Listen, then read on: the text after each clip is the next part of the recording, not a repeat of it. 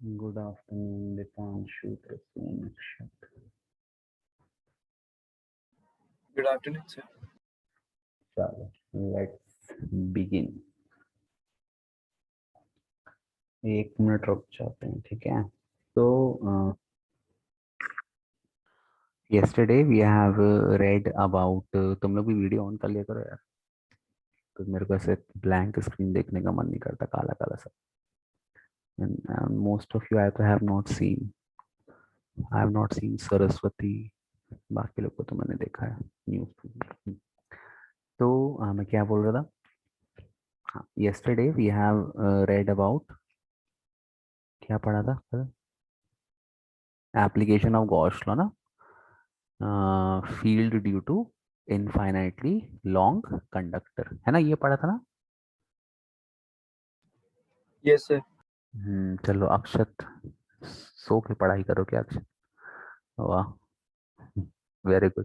हाँ, तो अरे हो गया ऑन करो, उसमें शर्माने वाली क्या बात है. तो देखो, अब आगे पढ़ते हैं. आज अपने को दूसरा उसका एप्लीकेशन पढ़ना है. आज अपने को पढ़ना है fuel due to an infinitely thin sheet. ठीक, अब अपने को थिन शीट वाला पढ़ना है. देखो यहाँ पर ये आपको दिया है थिन शीट. देखो, अभी जो डायग्राम ये एक्चुअली बना बनाया है, बट यहाँ पे देखो करना क्या है, आपको चीज ध्यान देनी है कि ये आपको शीट दिख रही है. पी क्यू आर एस है ना, ये आर है, ये एस है, ये पी है और ये क्यू है. Okay, so this is a thin sheet that has been given to you. Okay, एक minute. so this is a thin sheet which has been given to you. और इसमें बहुत सारा चार्ज है, इनफाइनाइट बहुत सारे चार्ज पार्टिकल हैं. आपको इसके थ्रू इलेक्ट्रिक फील्ड पता करनी है किसी भी पॉइंट पर. ओके, तो देखो करना क्या है, मैं यहाँ पे थोड़ा सा से इमेजिनेशन करना है और थोड़ा इम्प्लीमेंटेशन करना है. You have to take a circular area. इस शीट में एक छोटा सा circular area of cross section ले लेना है. ठीक, इस एरिया को मैंने ए मान लिया. देखो यहाँ पे ए डैश इसने दिया, ए मान लिया मैंने इस छोटे से एरिया को. ठीक, एक मैंने छोटा सा एरिया ले लिया बीच में ए, और उसके थ्रू आपको एक इमेजिनरी सिलेंडर ड्रॉ कर देना है. ओके, तो यहाँ पे अपन क्या कर रहे हैं, we are finding electric field due to a thin infinite plane sheet of charge. What we have to do, we have to consider a small area of cross section A in the thin sheet. ठीक, ये अपन ने ले लिया. अब मुझे क्या फिर से किसका यूज करना है, मुझे गॉस लॉ का यूज करना है और इस पूरे सिलेंडर से फ्लक्स निकालना है. अच्छा, फिर से यहाँ ध्यान देना कि मान लो जैसे ये एक सरफेस है, ये कर्व सरफेस एरिया है. अब ये जो पॉजिटिव चार्ज है, पॉजिटिव चार्ज से जो फील्ड का डायरेक्शन होता है, वो डायरेक्शन कैसा होता है बेटा? It is always directed away from the charge. तो ये फील्ड ऐसा होगा ना, ये इस तरफ, इधर इस तरफ होगा, और इस तरफ दूसरी साइड अगर अपन बात करें तो इधर इस तरफ होगा. ये इलेक्ट्रिक फील्ड आपको दिया, this is the electric field E, that is due to the positive charge. अच्छा, अब देखो यहाँ पे ये डायग्राम में दिया भी है बना के, ये सब दिया नहीं रहेगा, आपको खुद से क्रिएट करना है, बट ये ऑलरेडी प्री पेड डायग्राम है. तो यहाँ देखो ये इलेक्ट्रिक फील्ड है और ये एन, एन क्या है? Area vector. एरिया वेक्टर जो होता है सरफेस को परपेंडिकुलर होता है. अभी अपन कर्व सरफेस की बात कर रहे हैं, तो ये एंगल कितना हो जाएगा बेटा? ये एंगल हो जाएगा 90 डिग्री. और अगर मैं यहाँ पे कर्व सरफेस के लिए फ्लक्स का फॉर्मूला पुट करूंगा तो कितना आएगा? ई इंटू ए कॉस 90. कॉस 90 कितना होता है? 0. तो कहने का मतलब इस वाले केस में जो कर्व्ड सरफेस एरिया है उससे फ्लक्स कितना पास होगा? 0. तो यहाँ पे मुझे फ्लक्स को कंसिडर नहीं करना. फिर मेरे पास ये दो एरिया बचे, एक ये वाला क्रॉस सेक्शन एरिया और एक ये वाला क्रॉस सेक्शन एरिया. मैंने बताया था अगर क्लोज्ड सरफेस है तो जो एरिया वेक्टर है वो हमेशा बाहर की तरफ निकलता है. तो ये इसका एरिया वेक्टर देखो निकला है बाहर की तरफ, तो एरिया वेक्टर बाहर की तरफ है और इलेक्ट्रिक फील्ड भी इस तरफ है. तो दोनों का डायरेक्शन यहाँ पे कितना हो जाएगा? थीटा कितना हो जाएगा? थीटा हो जाएगा 0 डिग्री. तो यहाँ पे आपका फ्लक्स आ गया ई इंटू ए. अगर आप इस साइड पे आ जाओ, राइट हैंड साइड पे, यहाँ भी एरिया वेक्टर इस तरफ है, फील्ड इस तरफ है, तो यहाँ भी थीटा कितना आ जाएगा? 0 डिग्री. तो कहने का मतलब जो नेट फ्लक्स आएगा, net flux which is coming out from this cylinder, this will be equal to vector E dot vector A, ये इस तरफ वाला लेफ्ट हैंड साइड वाला और राइट हैंड साइड वाला, ऊपर से फ्लक्स क्या हो जाएगा, zero. Vector E dot vector A plus vector E dot vector A, Sidhi value put कर दो, तो ये कितना हो जाएगा, 2 times of vector E dot vector A। अब इसकी वैल्यू पुट कर दो फ्लक्स की, मतलब इसकी, तो ये हो जाएगा E इंटू ए कॉस थीटा, थीटा कितना है, 0 डिग्री। तो फ्लक्स कितना आ गया, 2 टाइम्स ऑफ ई इंटू ए। ठीक है, अब मुझे जो आंसर निकालना है वो मुझे सरफेस चार्ज डेंसिटी के टर्म्स में निकालना है। मैंने कल आपको पढ़ाया था सरफेस चार्ज डेंसिटी को अपन किससे डिनोट करते हैं, सिग्मा से, और एक किसके बराबर होता है, charge present per unit area. तो चार्ज का फॉर्मूला क्या हो जाएगा, सिग्मा इंटू ए। तो ध्यान रखना जब भी कंटिन्यूअस चार्ज डिस्ट्रीब्यूशन है तो वहां पे Q की वैल्यू अपने को नहीं पता, Q नहीं रखना अपने को, हमेशा या तो लीनियर चार्ज डेंसिटी रखना है या तो सरफेस चार्ज डेंसिटी रखना है जो आपको क्वेश्चन में दिया हो, ठीक। तो फ्लक्स का फॉर्मूला आता है Q बाई एप्सिलॉन नॉट, है ना, this is equal to 2 times of E into A. अब Q को मैं किससे रिप्लेस कर दूंगा, Q को मैं रिप्लेस कर दूंगा सिग्मा इंटू ए से, तो ये हो गया sigma into A upon epsilon not is equal to 2 times of E into A और ए क्या हो जाएगा बेटा, कैंसिल। तो फाइनली ई की वैल्यू कितनी आ जाएगी, ये 2 नीचे चला जाएगा, ई हो जाएगा सिग्मा अपॉन 2 एप्सिलॉन नॉट। इस फॉर्मूले को याद कर लेना, इसका न्यूमेरिकल आ सकता है 1 या 2 नंबर का। तो this is electric field due to an infinite plane sheet of charge. ठीक है, अब हाँ, अब अगर आप ध्यान से देखो तो ये जो फॉर्मूला है इलेक्ट्रिक फील्ड का, इसमें डिस्टेंस वाला फैक्टर कहीं पे नहीं है, केवल सरफेस चार्ज डेंसिटी दिया है और एप्सिलॉन नॉट दिया। तो कहने का मतलब ये जो इनफाइनाइट प्लेन शीट है इसकी हर जगह जो इलेक्ट्रिक फील्ड है वो क्या रहेगी, सेम रहेगी, उसकी वैल्यू चेंज नहीं होगी, यूनिफॉर्म फील्ड प्रोड्यूस करेगा हर जगह ये। ठीक है, बन जाएगा सभी को, ये क्लियर है? If it is clear please raise your hands. Who is one, बेटा please join by your name, one। Swayam, Satyen, Saraswati, Rashi, Pranshu, Mahvesh, Akshat, Deepanshu. One has raised his hand, बेटा नाम से ज्वाइन कर लो वन। चलो, अब देखो इसका एक न्यूमेरिकल करना है छोटा सा, ठीक है, ओके। ये पहले न्यूमेरिकल कर लेते हैं अपन। ये क्वेश्चन है, देखो यहाँ पे एनसीईआरटी का ही क्वेश्चन है, कह रहा है कि two large thin plates are parallel and close to each other. तो पहले आप बना लो 2 लार्ज और थिन प्लेट, ऐसा आप ले लो, ये पहली प्लेट है, ठीक, और फिर इसमें एक और बना लो, अरे यार मैं क्या कर रहा हूँ, ये दूसरी प्लेट है, ये 2 लार्ज थिन प्लेट हैं, they are parallel to each other, ठीक। On their inner faces the plate have surface charge density of opposite sign. इसका कहने का मतलब ये हुआ कि अगर एक पर पॉजिटिव चार्ज है, मान लो इस पे पॉजिटिव चार्ज है, तो दूसरे पर कौन सा चार्ज है, दूसरे पर जो चार्ज होगा वो होगा नेगेटिव, है ना, तभी ऑपोजिट साइन आएगा जब चार्जेस का डिफरेंस होगा, मतलब इक्वल अपोजिट वाले होंगे। और सरफेस चार्ज डेंसिटी की वैल्यू दी है, सिग्मा कितना दिया है, सिग्मा दिया है 17 इंटू 10⁻⁻² कूलम पर मीटर स्क्वायर, ये दिया है। अब कह रहा है what is electric field, electric field निकालनी है, ठीक है। Number one, in the outer region of first plate, मान लो ए आपकी फर्स्ट प्लेट है, बी आपकी सेकंड प्लेट है, ठीक है, ए को मैंने फर्स्ट मान लिया। फिर in the outer region of second plate and in between the plate. तो कह रहा है एक बार यहाँ पे ये पहला रीजन मान लो, ये दूसरा रीजन यहाँ पे निकालने को बोला है, और ये बीच वाला तीसरा रीजन यहाँ पे निकालने को बोला है, ठीक। अब देखो इसको आपको फिर इलेक्ट्रिक फील्ड से ही करना है। क्या पता है आपको कि पॉजिटिव चार्ज की जो इलेक्ट्रिक फील्ड होती है वो उससे दूर होती है, ऐसा। ये हो गई इलेक्ट्रिक फील्ड ड्यू टू है, पहले अपन वन पे निकाल रहे हैं, इस वाले ए के लेफ्ट हैंड साइड वाले पे, ठीक है, क्लियर है सभी को जितने पार्टिसिपेंट्स हैं। 11, अक्षता, आशुतोष, दीपांशु। क्लियर है बेटा? ओके, अनम्यूट कर दीजिए सर। क्यों, गाना गाओगे क्या आज? रेज हैंड कर लो।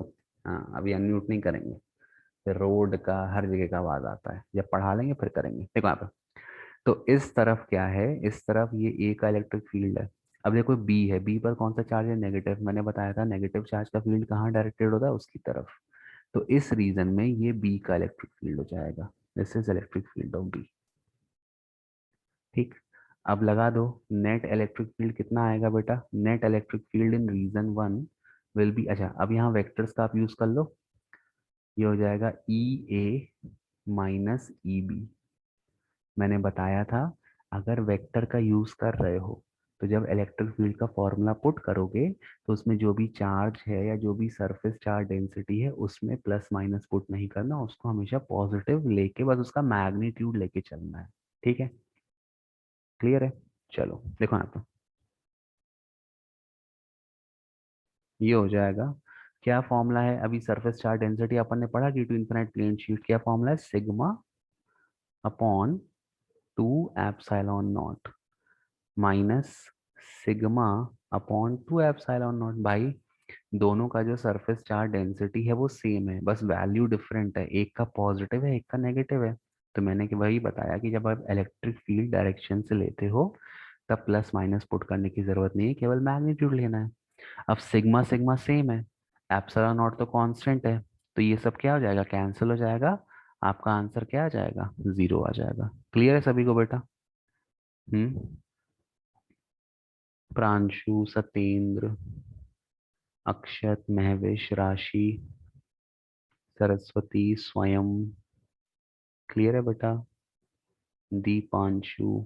है ना? इजी है, बहुत इजी है, बेसिक है एकदम। अच्छा अब मान लो सेकंड रीजन में निकालना है। सेकंड में क्या हो जाएगा देख लो। सेकंड में ये नेगेटिव चार्ज है, नेगेटिव चार्ज की फील्ड इस तरफ होगी। ये हो गया electric field due to B. और ये पॉजिटिव चार्ज है, तो इस रीजन में इसकी फील्ड इस तरफ होगी, पॉजिटिव चार्ज से दूर। तो जो रीजन सेकंड है वहां पे भी नेट इलेक्ट्रिक फील्ड कितना हो जाएगा? इतना ही हो जाएगा, ई ए माइनस ई बी। तो यहाँ भी नेट नेट इलेक्ट्रिक फील्ड कितना आ जाएगा? आपका नेट इलेक्ट्रिक फील्ड आ जाएगा जीरो। ये चीज भी क्लियर है सभी को? If it is clear please raise your hands. कोई डाउट हो तो भी पूछ लो चैट मैसेज करके। हम्म, ओके, है ना? अब देखो, अब लास्ट बचा, हाँ लास्ट बचा आपका ये वाला रीजन थ्री। अब देखो, ये पॉजिटिव चार्ज है, इसकी फील्ड इस तरफ जाएगी, ये हो गया इलेक्ट्रिक फील्ड ड्यू टू ए। और ये नेगेटिव चार्ज है, नेगेटिव चार्ज की भी फील्ड उसके तरफ जाती है, ये हो जाएगा electric field due to B. तो दोनों का इलेक्ट्रिक फील्ड एक ही डायरेक्शन में है।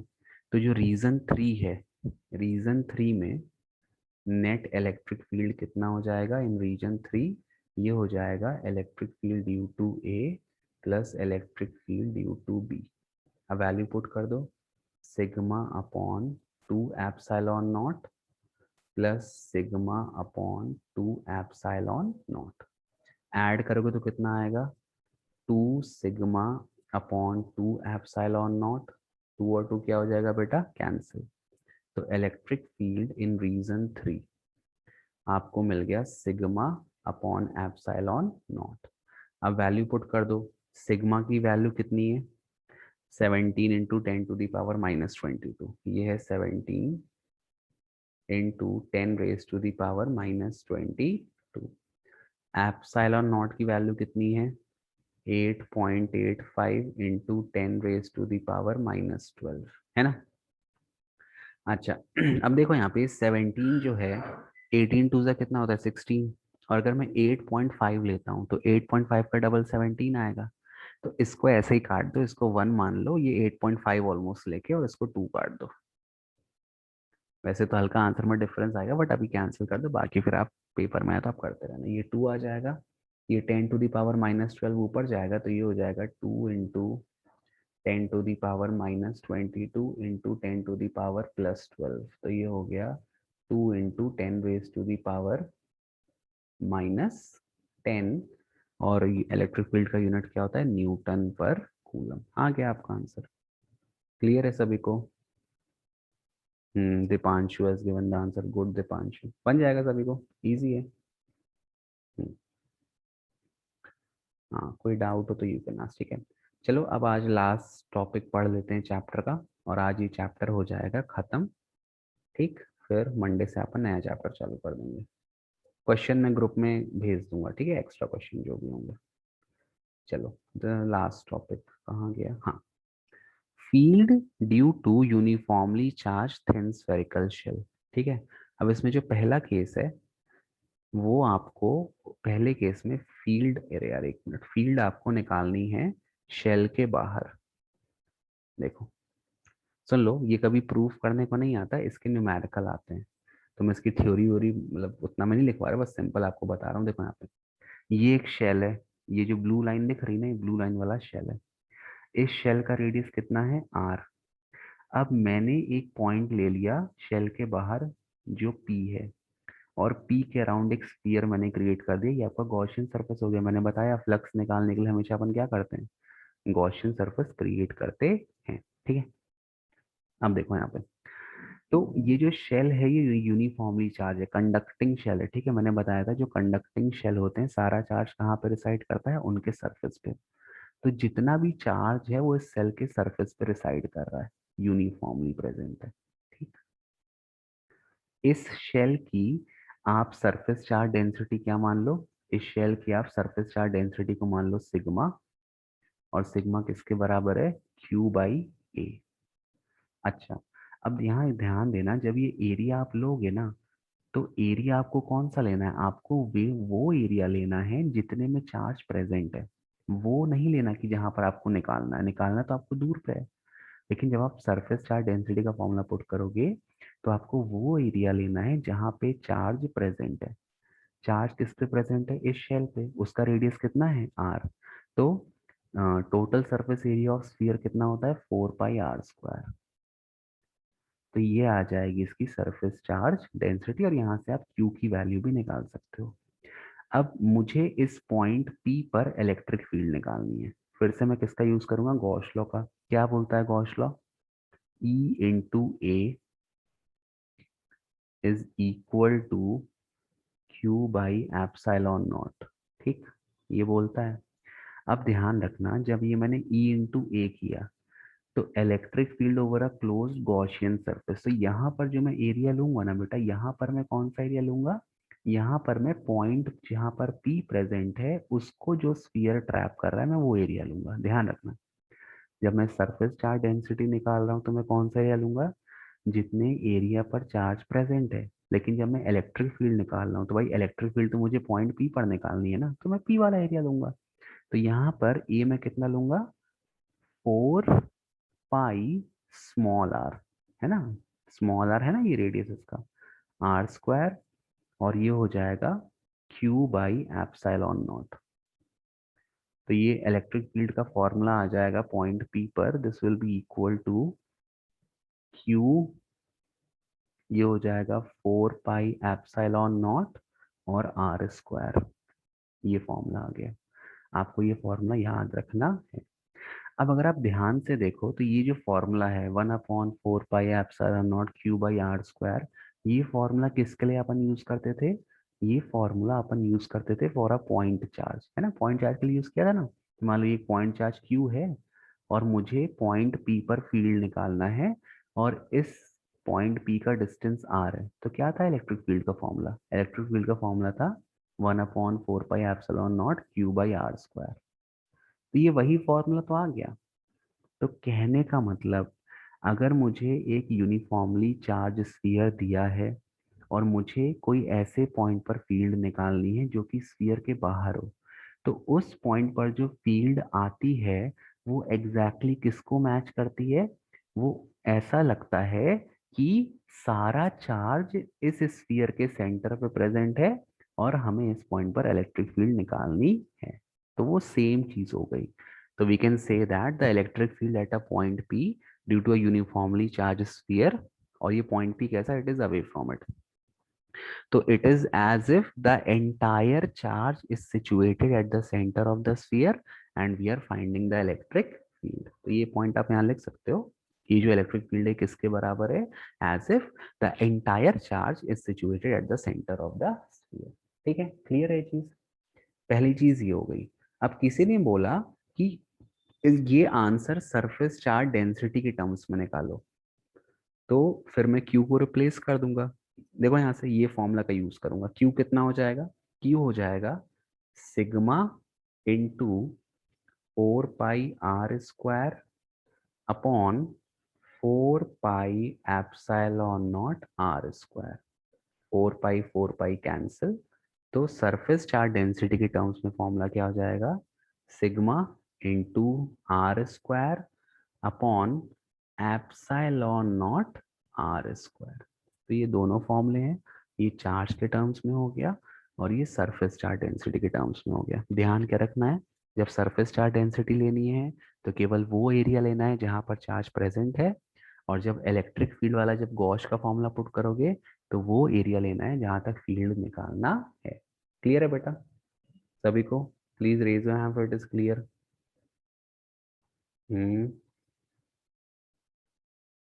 बता दो। तो देखो ये सब छोटी छोटी चीजें हैं जो आपको पता होना चाहिए। ठीक, okay, 7 people have raised their hand, very good. अच्छा मान लो अब इसी में क्वेश्चन आ गया कि फाइंड द फील्ड, क्वेश्चन मान लो ये आ गया, find the electric field on the surface of the sphere. तो मैं इसी फॉर्मूले का इस्तेमाल करता हूँ, ये वाले फॉर्मूले का। तो अगर मुझे फील्ड निकालना है स्फीयर के सरफेस पे, तो पॉइंट पी सरफेस पे आ गया, तो स्मॉल आर किसके बराबर हो जाएगा, कैपिटल आर के। तो इलेक्ट्रिक फील्ड ऑन सरफेस का फॉर्मूला क्या हो जाएगा, ये हो जाएगा E is equal to sigma, भाई ये दोनों आर आर कट जाएंगे, sigma upon epsilon naught. This is the formula for electric field on the surface of the sphere. ये फॉर्मूला भी याद कर लेना, 1 नंबर का न्यूमेरिकल आ जाता है या 2 नंबर का, इसमें केवल इसका डेरिवेशन नहीं आता, इसके न्यूमेरिकल आते हैं बोर्ड में। मतलब मैंने डेरिवेशन आज तक नहीं देखा, कई बार आया भी बहुत पहले, बट न्यूमेरिकल ज्यादा इंपॉर्टेंट, छोटा सा डेरिवेशन बन जाएगा सबको। क्लियर है? चलो अब इसका देखो लास्ट केस। लास्ट केस कह रहा है, अरे यार सही में, लास्ट केस देख लो बेटा। एक बच्चे ने चैट भेजा, यस सर प्रांशु सर, हाँ। अब ये है लास्ट केस। अरे बड़े हो जाओ, बोल्ड हो जाओ। हाँ, लास्ट केस कह रहा है कि अब मुझे फील्ड निकालनी है इनसाइड द शेल। अब देखो ध्यान रखना, सारा चार्ज कहाँ प्रेजेंट है, शेल के सरफेस पे। अब मुझे फील्ड निकालनी है इनसाइड द शेल। लगा दो गॉस लॉ। क्या है Gauss law, E into A is equal to Q by epsilon naught. तो अब ये जो सरफेस है यहाँ देखो बना हुआ है ना छोटा सा, इसका रेडियस कितना है, स्मॉल आर। तो अगर मैं गॉस लॉ, अरे यार sorry sorry sorry, control Z, अगर मैं गॉस लॉ लगाता हूँ तो एरिया में कितना लूंगा यहाँ पे, 4 पाई स्मॉल r²। लेकिन ये सब लेने की जरूरत ही नहीं है, क्यों, क्योंकि सारा चार्ज तो सरफेस पे प्रेजेंट है। क्या इस छोटे से एरिया के अंदर कोई भी चार्ज प्रेजेंट है, नहीं प्रेजेंट है। तो मैंने बताया था, अगर कोई भी सरफेस है, अगर उसके अंदर कोई भी चार्ज प्रेजेंट नहीं है तो फ्लक्स कितना हो जाएगा, जीरो हो जाएगा। तो सिंपली E इंटू ए आपको जीरो मिल जाएगा। क्यों जीरो मिल जाएगा, क्योंकि charge inside the surface is zero. तो इलेक्ट्रिक फील्ड भी क्या मिल जाएगा, जीरो मिल जाएगा। यही कारण है कि जो मेटालिक कंडक्टर होते हैं उनके अंदर कोई भी चार्ज या इलेक्ट्रिक फील्ड प्रेजेंट नहीं होती है। बन जाएगा बेटा सभी को? हाँ, Deepanshu has given the answer is equal to zero. Okay, so this was the last topic of NCERT. This finishes the first chapter, that is electrostatic. Monday को अपन नया चैप्टर स्टार्ट करेंगे जिसका नाम है इलेक्ट्रोस्टैटिक पोटेंशियल। ठीक है, तो पोटेंशियल पढ़ेंगे, कैपेसिटर पढ़ेंगे और इलेक्ट्रिक डायपोल एंड ऑल पढ़ेंगे। तो मंडे को प्रेजेंट रहना, नया चैप्टर स्टार्ट करेंगे। ठीक है, और जो डाउट हो यू कैन व्हाट्सएप मी, और जो भी क्वेश्चन हो आप मुझसे पूछ सकते हो। ठीक, एटलीस्ट एनसीईआरटी आप टाइम से पढ़ते रहो तो that will be good for you. Okay बेटा। So that's all for today. Let's join day after tomorrow. I think today is Saturday ना, कल वीकेंड है, मतलब आज वीकेंड है. चलो ठीक है ना. ओके चलो, bye bye everyone. Bye bye, take care, bye.